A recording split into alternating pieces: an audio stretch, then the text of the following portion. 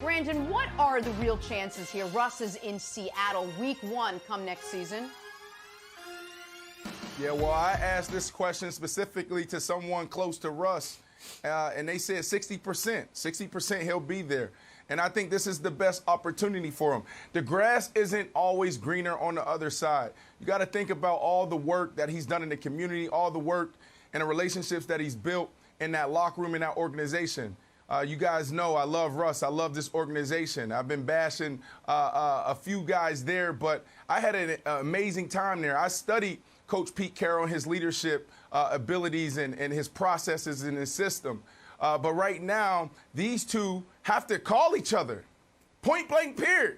You guys haven't even talked to each other on the phone in the last couple weeks, and that's alarming. That's a huge problem. So if they can work it out and they can get on the same page, Seattle is the best option.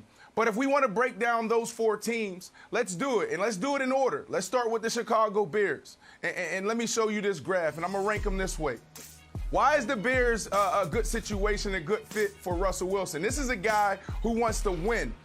I've never been around a better competitor. He wants to win, and he wants to win in style. The Chicago Bears allow you to do that. I was there for 3 years. Amazing place. If you win there, you're iconic. This is an iconic franchise. They sit right there at the top in all the sports, as far as probably top 10 in brands. So you want to go there, and you got a good defense, and they're going to give you the keys. And I know they have already discussed this internally of what they can give up and what they're willing to do for Russell for him to be comfortable. The Cowboys, this is number 3.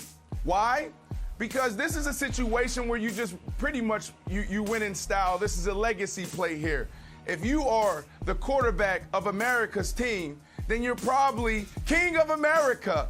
And then number 2, we're going to go with the Saints. And I think the Saints is pretty much the best option, but I'll let the resident GM, maybe you can tell me if they can get this done. But they're in cap hell. They don't have the assets to get it done. But if you were able to do it, maybe you can figure it out, Nick.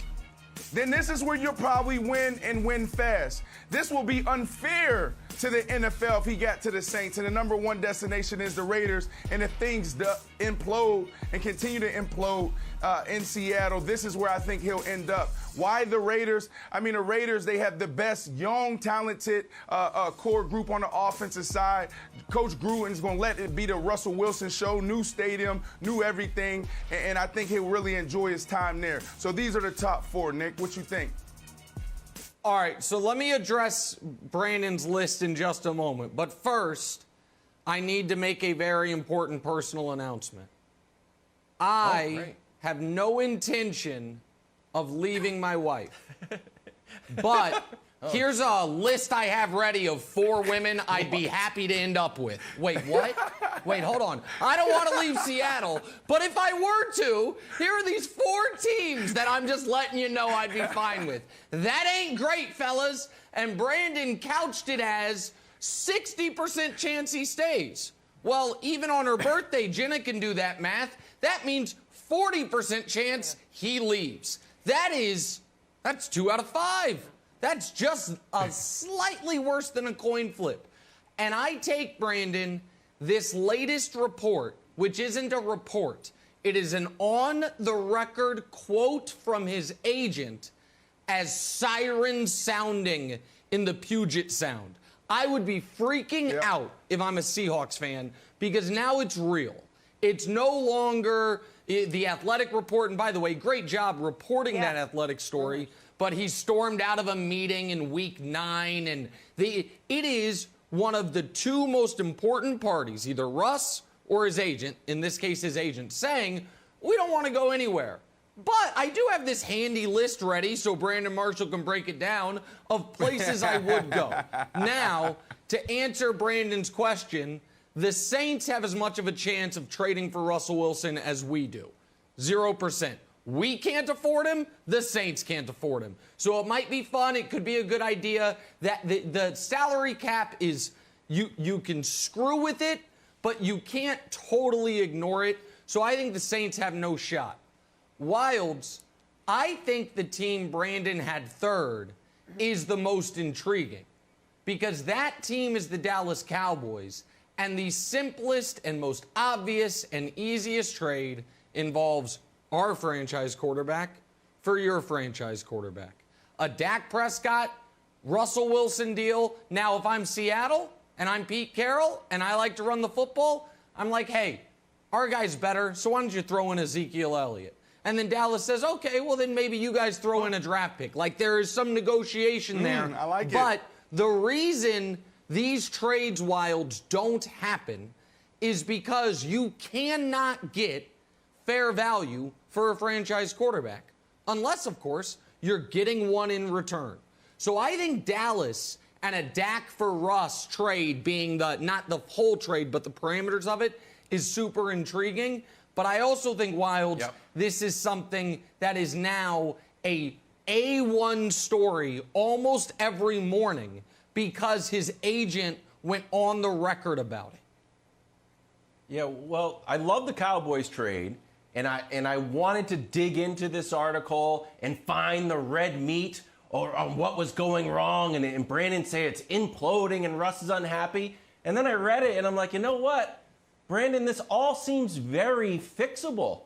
Like Russ's demands, if we're going to call them demands, they seem like they could be fixed over literally like a cup of coffee at the Starbucks in Seattle. Go to the nice one. Go to the original one. Make it like a special date. Here's what he wants.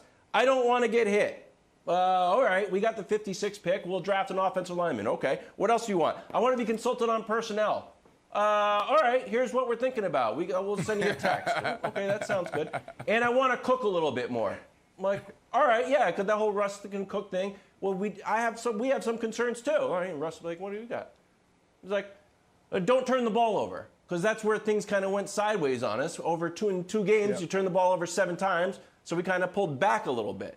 And that's it. There is no, like, huge gulf here. It feels like a small stream that they can just jump over. So to me, I know you're saying it's 60-40, but from what I read in the article, unless you know that there's more, and shout out to you, Brandon, you were mentioned in the article, unless you know more that there's a bigger gulf that I'm not seeing here. Oh, I didn't know that. That's cool. Well, yeah, here's the deal. First of all, they got to talk to each other. I'm not sure that they're even picking up the phone. Like Russell Wilson, he may be on vacation somewhere traveling the world. Why isn't Pete Carroll on the plane to where Russell Wilson is? Why isn't Russell Wilson flying back to Seattle? Why isn't these two meeting somewhere, some undisclosed place, and talking through these things? While I was there, I was able to see their relationship. That relationship between the quarterback and that head coach is important. It's one of the most important relationships in the entire building. And they had a great relationship because Russell Wilson is an extension of Pete Carroll. So I don't understand why they can't work this out. Pete Carroll, you got to think about this. If I'm Pete, I'm looking at my record, and I'm saying before Russell Wilson, I had a losing record. After Russell Wilson, I've been on pace to become a Hall of Fame coach. So why wouldn't you figure this out? If Russell Wilson is telling you that I'm growing, I'm maturing, and I want to start airing it out, then listen to him. Go down with Russell Wilson. Don't try to stick to your stubborn ways and try to run the ball.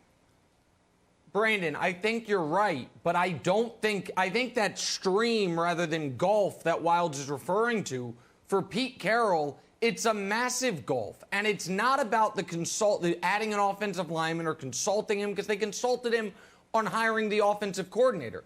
It's about the type of team we're going to be. And I was on Seattle radio yesterday talking about this, ostensibly because Brandon wouldn't answer their calls. So they're like, we'll get the guy that Brandon talks to about this. Maybe he'll have some insight. And so I gave them my insight on the Russell Wilson situation. And one of the things that I was trying to hammer home there was, Wilds, you mentioned it.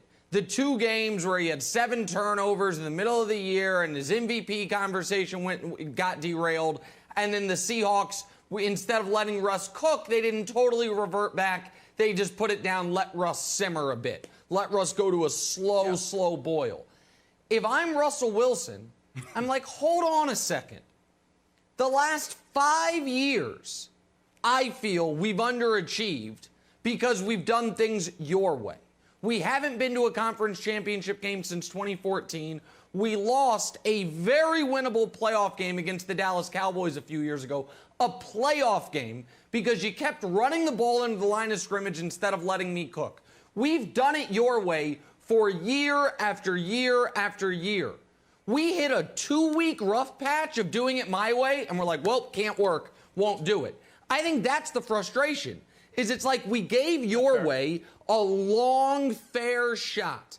Now, can we give my way a long enough shot to where I'm allowed to have a bad month of football before we say it can't work? That, I think, Jenna, is the real source of the conflict. Thanks for watching. Subscribe here to get the latest from the show. Also, be sure to check out more of the best clips from First Things First, or go watch a few segments from our other shows on FS1.